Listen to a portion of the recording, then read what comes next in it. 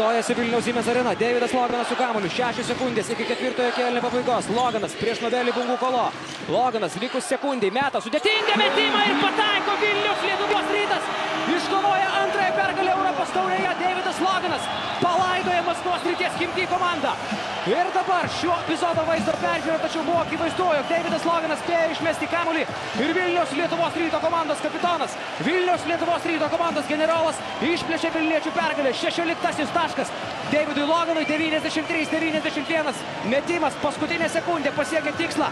Vilniaus Lietuvos Rytas pasiekia revanšą prieš Maskvos Srities Chimki. Tuško Ivanovičius laukia šio epizodo pakartojimo reziumė, tačiau akivaizdu, kad metimas atliktas laiku. Štai dar kartą Deividas Loganas išmaudė Kolo nebeprasiženginėjo ir Lietuvos Rytas švenčia pergalę.